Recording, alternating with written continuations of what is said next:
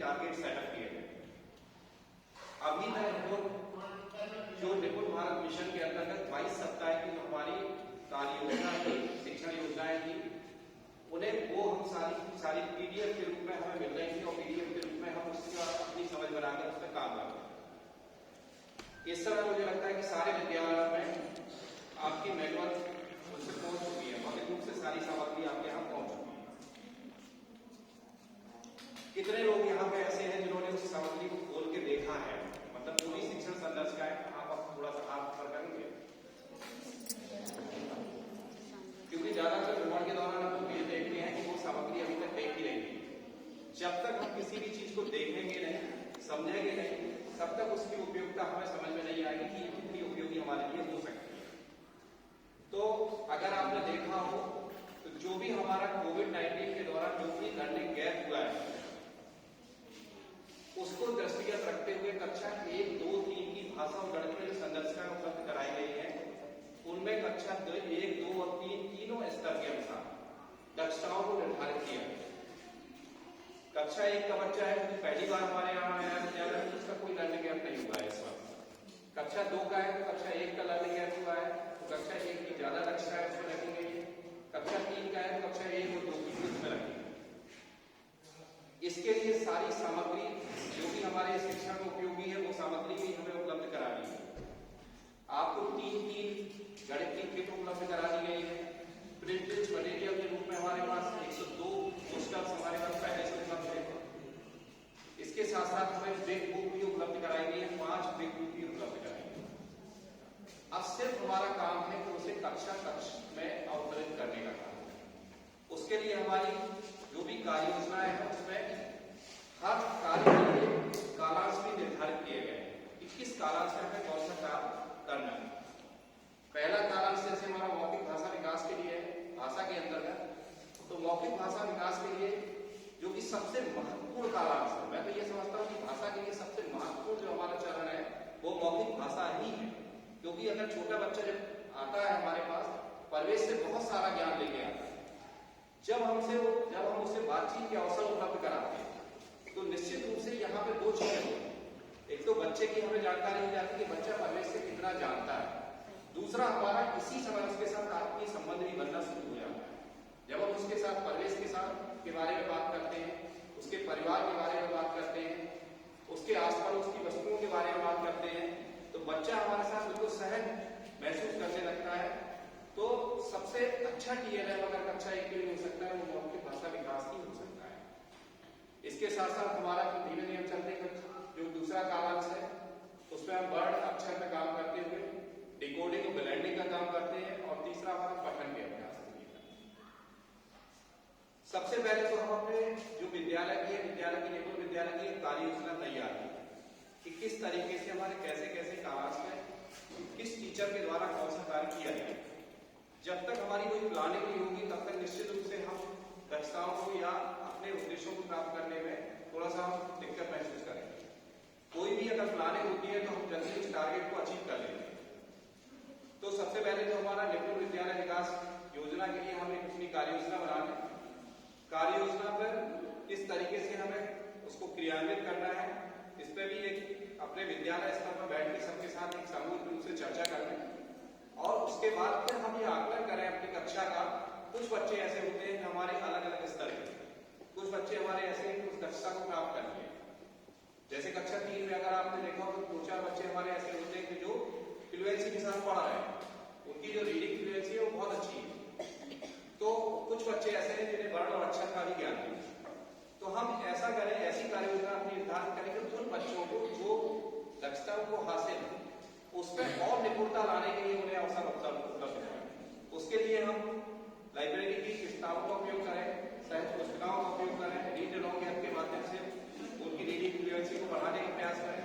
और जो बच्चे हमारे वर्ण और अक्षर में हैं या शुरुआती दौर में हैं, उन बच्चों के लिए हम शिक्षण योजनाओं पर कार्य करते हुए आगे बढ़ें। 22 सप्ताह की योजना है। हमारा जो सत्र का टाइम बचा हुआ है वो 3.5 महीने लगभग बचा हुआ है, जिसमें से 15 दिन हमारी विंटर वेकेशन की निकल जाए। तो 3 महीने में हम प्रयास करें कि जितना संभव हो सके हम उनमें कार्य करें। और उसके लिए हम ये काम करें कि कल के शिक्षण के लिए हम 10 मिनट 20 मिनट आज का समय दे दें और शिक्षण योजना को हम देख लें कि कल हमें क्या काम करना है, तो निश्चित रूप से हम बहुत अच्छा कार्य कक्षा कक्ष में करा सकते हैं। हम यदि उसको नहीं देखते हैं तो निश्चित रूप से हमारा जो कक्षा का शिक्षण होगा वो अव्यवस्थित होगा। उस योजना में हम कार्य करेंगे तो हमें पता है कि मौखिक भाषा विकास के लिए हमें कहानी पे काम करना है, कविता पे काम करना है, हमें चित्र चार्ट की मदद लेना है, हमें किस तरीके से पहले कालांश में कार्य करना है। दूसरा कालांश है हमारे पास कौन सी गतिविधि होगी, कौन सा वर्ण ले रहे हैं, कौन सा वर्ण पे हम काम कर रहे हैं, काम करने के लिए हमारी गतिविधि क्या है, उसके लिए हमारी शिक्षण योजना क्या है। तीसरा कालांश में हमारे पास पहले से हमें पता होगा कि हमें पठन के लिए सहज के किस पेज नंबर का उपयोग करना है या किस पाठ का उपयोग करना है सहज के बच्चे के कक्षा के स्तर के अनुसार।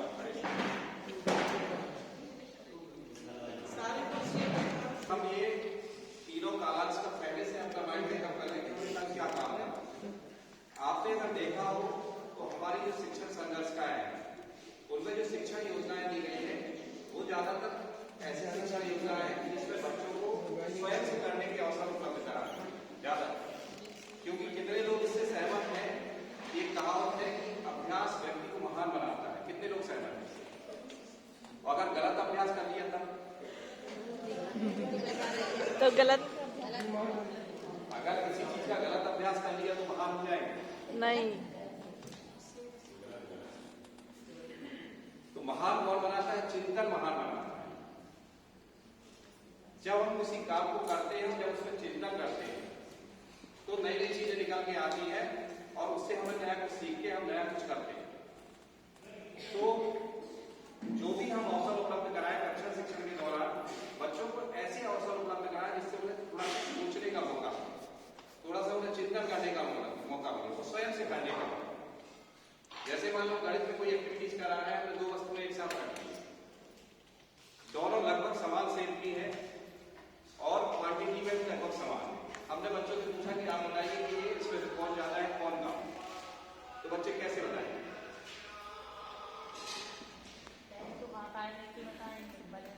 कैसे बताएंगे? मान लो एक में हमने कंचे रख दिए और एक में चने रख दिए, दो कटोरी हमारे पास है, लगभग समान मात्रा में भर के रखे और बच्चों से पूछा कि आप बताइए कि इसमें कौन ज्यादा है कौन कम।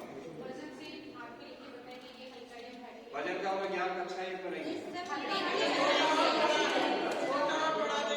उससे क्या संख्या निर्धारित कर लेंगे वजन से कौन ज्यादा है। उसमें क्या करेंगे? एक संगति करेंगे, एक इसमें से उठाएंगे, एक इसमें से उठाएंगे, एक इसमें से उठाएंगे, जो लास्ट में ज्यादा बचेगा वो ज्यादा। तो इस तरीके से जब अगर इस प्रकार की गतिविधि हम कराएंगे तो जब भी कभी ऐसे अवसर आएंगे तो बच्चा इस चीज को कभी भी भूल नहीं सकता है। जब भी हमें दो तुलनात्मक अध्ययन करना होगा तो बच्चा तुलनात्मक अध्ययन आसानी से कर लेगा दो वस्तुओं के बीच। तो उसमें इस तरीके से शिक्षण योजना जो हमारी बनी हुई है उसमें इसी तरीके की गतिविधियों को सम्मिलित किया है।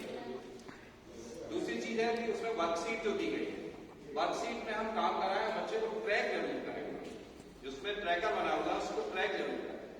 अब आपके पास शिक्षक संघर्ष का आ गई है तो उसमें भी एक ट्रैकर जो आपके लिए दिया गया है उसको भी आप प्रतिदिन के कार्य के बाद अपना जरूर उसको ट्रैक करें, जिससे हमें पता रहे कि हम किस सप्ताह में काम कर रहे हैं। विजिट के दौरान भी कोई आपके विद्यालय में आता है तो अभी आपसे पूछता है कि आप किस सप्ताह में बच्चे आप काम कर रहे हैं, तो फिर सोचने लगते हैं हम लोग कि चौथा है पांचवा है, या कहते हैं आप अपने हिसाब से भर लीजिए सर। अगर आपका शिक्षक संघर्ष का ट्रैक होगा तो आप तुरंत देख के बता देंगे या आप सामने रख देंगे तो स्वयं देख लेगा कि आपका किस सप्ताह में आप काम कर रहे हैं। इसके साथ साथ शिक्षण योजना, तो अब शिक्षण योजना आपको ऑलरेडी मिल रही है शिक्षक संघर्ष का, लेकिन शिक्षक डायरी आपके पर डे बैठे होनी चाहिए।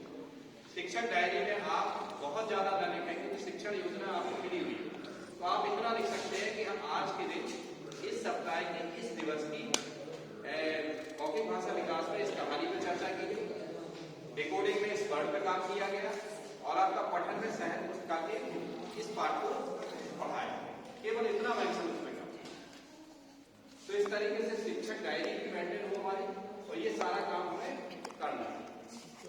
सर एक बात हम कहना चाहेंगे इसमें कि एक सर आए थे हमारे स्कूल में तो उन्होंने बताया था कि आपको डायरी में इस तरीके से लिखना है कि हम ये चीज करवाएंगे, चर्चा की गई। शिक्षण डायरी आपकी जो है वो एक दिन पहले, हाँ। ठीक है, तो आप यही लिखे को सही कह रहे हैं कि करवाएंगे, ये काम हम करवाएंगे। हाँ। तो एक दिन पहले का आप उसमें लिख दें, भले आप उसी दिन लिख रहे हैं लेकिन करवाएंगे सब नहीं है। अच्छा, थैंक यू सर। क्योंकि शिक्षक डायरी में बाद में मेंशन नहीं किया जाता, क्योंकि शिक्षण योजना शिक्षक डायरी हमारी पहले से होती है, कल हम क्या काम करना है। और 4th 5th के लिए जो हम काम करते हैं उसमें इसलिए हमारा अलग तरीका है।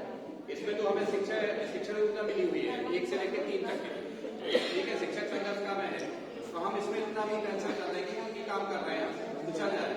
लेकिन 4th 5th में हमारा क्या होगा, उसमें लर्निंग आउटकम भी हमें लिखना होगा, किस लर्निंग आउटकम पे हम काम कर रहे हैं, कौन सी गतिविधि हम करा रहे हैं, हमारा स्व आकलन क्या रहा है इसमें, वो पूरा का पूरा हमें उसी तरीके से मेंशन करना है। तो 2 तरीके से हमारी शिक्षण योजना का भरेंगे हम कि कक्षा 1 से 3 तक के लिए इस तरीके से होगा, 4th 5th का हमारा इस तरीके से। जी सर। ठीक, और कोई इसमें आप लोगों को डाउट हो, कोई दिक्कत तो बताइए। सर एक डाउट और है, जैसे सर अभी जैसे मिशन प्रेरणा चल रहा था, उसमें एक क्लास ऑथेंटिक दी गई थी एक टीचर के लिए, ऑथराइज की गई थी एक क्लास, पर्टिकुलर क्लास, जिसमें हमें उसको अटेंड कराना था।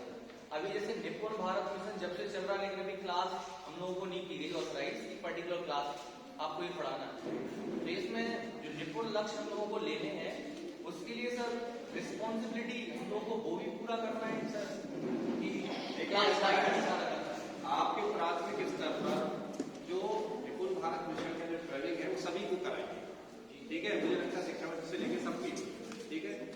अब ये आपके यहाँ कार्य आवंटन का काम आपके प्रधानाध्यापक का है, वो किस तरीके से किसको किस तरीके से कार्य आवंटन करते हैं, वो क्लास बांटने का उनका काम है। आप लोग बैठ के अपनी आम सहमति के साथ अपनी कक्षाओं का आवंटन करें, क्योंकि उसको पर्टिकुलर कोई नहीं बनवाएगा कि कोई आपको निर्देश दिए जाएंगे। ये काम आपका है कि आपको किस तरीके से अपना कार्य आवंटन करना है, किस तरीके से अपना टाइम टेबल का सेटअप करना है, वो आपका काम है विद्यालय स्तर। इसलिए तो कहा, मैंने पहला शब्द कहा था कि आपकी निपुण विद्यालय की योजना होनी चाहिए, निपुण विद्यालय कार्य योजना आपकी बनी हुई है, उसमें ये सारी चीजें मेंशन होंगी। आपके निपुण लक्ष्य क्या है, आपकी कक्षा में छात्रांकन क्या है, आपके कितने शिक्षक हैं आपके यहाँ, किस शिक्षक को कौन सी कक्षा अलॉट हुई है, ये सारा आपके निपुण विद्यालय कार्य योजना है। हेड टीचर क्या आप आपस में बैठ के कर सकते हैं, हेड टीचर नहीं अकेले वही करेंगे, ये हमारा एक टीम वर्क होगा। हम उनके साथ बैठ के मिलके, उसमें कोई द्वेष वाला काम नहीं है, जो बेहतर कर सकता है उसको आप ऑथराइज कर दीजिए उस कक्षा में। इस तरीके से बांट के हमें कुल मिला के ये है कि हमें निपुण विद्यालय बनाना है। सर एक चीज पूछनी थी, जी बताइए। जैसे ये है कि 26-27 तक ये हमारा कंप्लीट होगा, तो हर वर्ष के टारगेट दिए गए हैं कि जैसे अभी दिसंबर है तो शायद 52% या कितने % का टारगेट दिया गया। ये मुझे अभी भी क्लियर नहीं है कि इसका मतलब क्या है।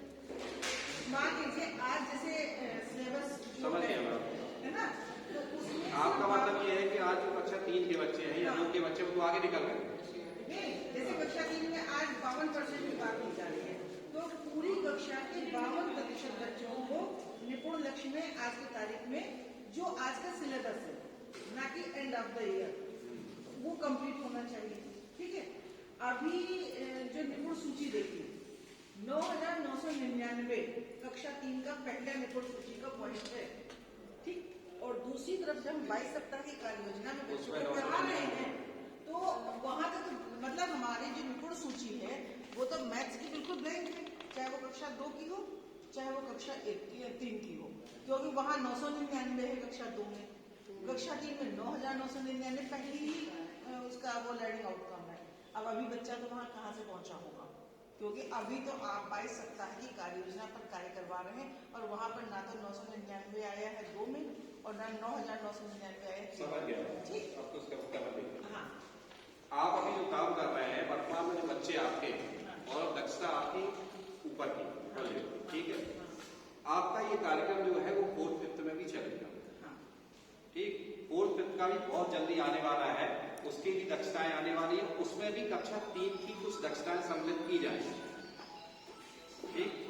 कुछ ऐसी दक्षताएं होंगी जो कक्षा 3 की कक्षा 4 में भी दी जाएंगी, क्योंकि एकदम से सारी दक्षताएं प्राप्त नहीं कर पाएगा, सर, तो जैसे उनको रेमेडियल के रूप में वहां लिया जाए। हमसे एक प्रश्न पूछा जाता है, जो भी कोई अधिकारी जाता है, सभी एचएम से या जो भी स्कूल का, कि आपका विद्यालय कब तक निपुण कर रहा है या आप कब तक निपुण लक्ष्य प्राप्त कर लेंगे। जैसे मुझे आप 52% अभी दे रहे हैं, तो इसका मतलब ये हुआ कि अगर the end of the session कक्षा 3 के 52% बच्चे, या मार्च अप्रैल तक वो शायद 55% पे पहुंच जाएगा, तो अगर मेरे कक्षा 3 के 55% बच्चे निपुण लक्ष्य को प्राप्त कर लेते हैं, तो क्या वो उनका अचीवमेंट मतलब माना जाएगा कि हाँ निपुण लक्ष्य की तरफ?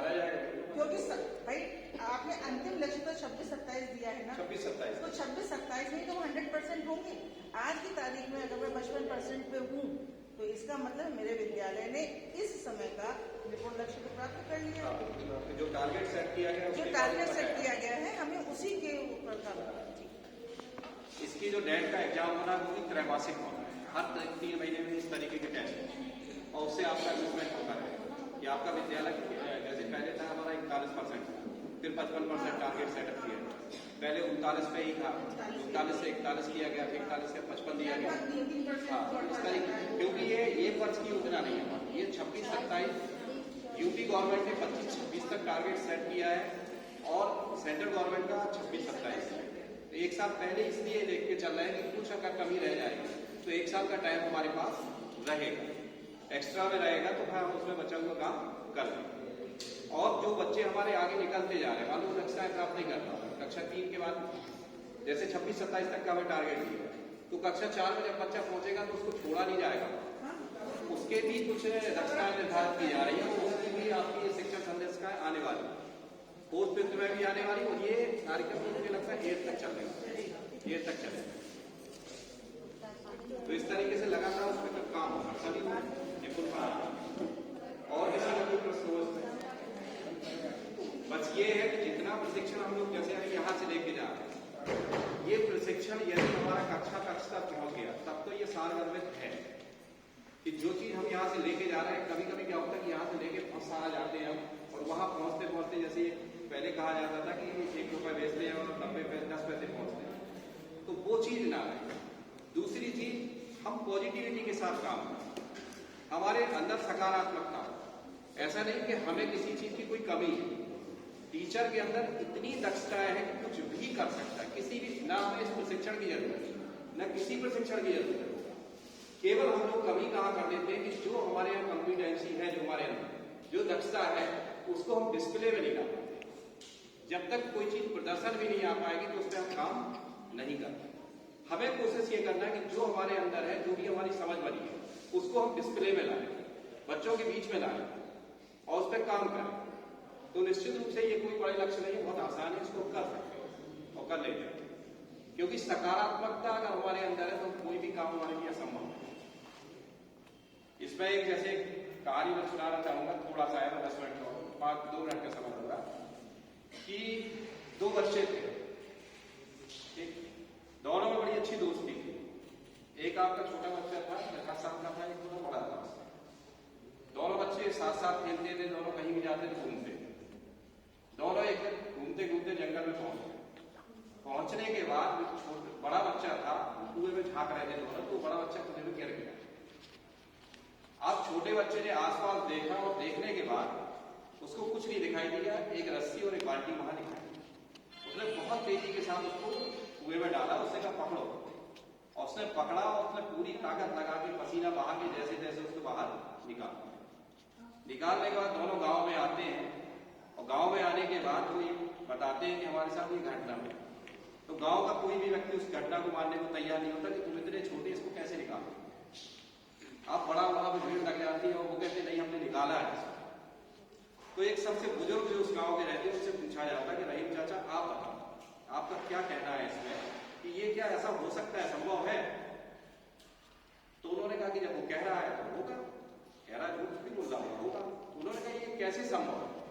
उन्होंने कहा इसलिए ये संभव है वहां पे कि वहां कोई दूसरा व्यक्ति इसको ये बताने वाला नहीं था कि ये तुम काम नहीं कर रहे। एक भी नेगेटिव ऊर्जा वहां पे होती तो निश्चित रूप से बच्चा इसको नहीं निकालता। ये अकेला था, इसको अपनी ये पता ही नहीं था कि हमारे अंदर कितनी क्षमता है और हम जो काम करने जा रहे हैं उसके लायक है कि नहीं। अगर एक भी नेगेटिव ऊर्जा वहां पे होती तो निश्चित रूप से ये उसको काम नहीं करता। तो इसी तरीके से हम पूरी अपनी क्योंकि जब तक हमारी सकारात्मकता नहीं होगी किसी काम में, जब तक पूरे मन से हम नहीं जुड़े, कार्य को करने के लिए तैयार नहीं हो, तो हमें उतनी अपेक्षित सफलताएं नहीं मिलती। तो हम प्रयास ये करें कि पूरी ऊर्जा के साथ, क्योंकि सारी चीजें अब हमें मिल गई, पूरा विभाग हमारा पूरी परियोजना के द्वारा हमारे 4 सा पे बहुत अच्छी तरीके से काम हो रहा है। 4 सा को और थोड़ा सा मैं डिस्कस करूंगा। पहला सा है हमारा सीख। सीख मतलब कक्षा शिक्षण से संबंधित, कि बच्चों को सिखाने के लिए हमें सारी सामग्री उपलब्ध करानी। पहले साल में बहुत अच्छा हमारे पास सामग्री आ गई, बहुत अच्छे प्रशिक्षण हमें मिल चुके हैं, अब सिर्फ हमें काम करना। दूसरा है हमारा सा है सुविधा। सुविधा के रूप में हमें कायाकल्प के तहत जितने भी हमारे पैरामीटर्स हैं, जो भी बुनियादी हमारी आवश्यकताएं हैं, वो हमारी सारी पूरी लगभग होने जा रही है। तीसरा सा है हमारा स्वास्थ्य। स्वास्थ्य को भी 2 सा में और डिवाइड किया गया है। पहला सा है हमारा स्वच्छता और दूसरा है सुरक्षा। स्वच्छता में हमारा कंपोजिट प्लान में 10% का प्रावधान रखा गया है कि आप 10% तक अपना खर्च कर सकते हैं स्वच्छता पे, जिससे विद्यालय का वातावरण आपका स्वच्छ है। चौथा सा हमारा सुरक्षा है। सुरक्षा का मतलब केवल ये नहीं है कि शारीरिक रूप से सुरक्षित किया जाए। सुरक्षा का मतलब है कि किसी प्रकार का किसी बच्चे के साथ कोई भेदभाव ना हो, समावेशी शिक्षा का प्रावधान रखा, न तो लिंग भेद हो, न जाति भेद हो, न शारीरिक रूप से अक्षम कोई बच्चा है तो उसके साथ कोई, मतलब किसी प्रकार का कोई भेद उनके बीच में ना हो, सभी को शिक्षा प्राप्त करने के समान अवसर उपलब्ध कराए। 5वां सा जो हमारा सबसे महत्वपूर्ण है वो है सुप्रबंधन। विद्यालय का प्रबंधन इतना अच्छा हो, विद्यालय की विकास योजना आपकी इतनी अच्छी हो कि जो आपको निम्नलिखित विद्यालय बनाने में मदद कर सके। तो इसके लिए भी हमारे बहुत सारे ट्रेनिंग लीडरशिप के प्रधानाध्यापक को दीक्षा में भी उपलब्ध कराए गए थे और भौतिक रूप से भी हमारा डाइट में या इधर बीआरसी में भी प्रशिक्षण हुए। तो इन 4 साल में पूरी तरीके से हम तैयार हैं। तो अब हमारे लिए उद्देश्यों को या लक्ष्यों को प्राप्त करना बहुत ज्यादा कठिन नहीं है। और इसी के साथ आप सभी को अनुरोध और शुभकामनाओं के साथ धन्यवाद ज्ञापित करते हुए हमारा जो प्राइमरी स्कूल है, गाड़ी आ रही क्या? उसमें सर एक प्राइमरी स्कूल इंग्लिश मीडियम का, एक प्राइमरी स्कूल उसमें हिंदी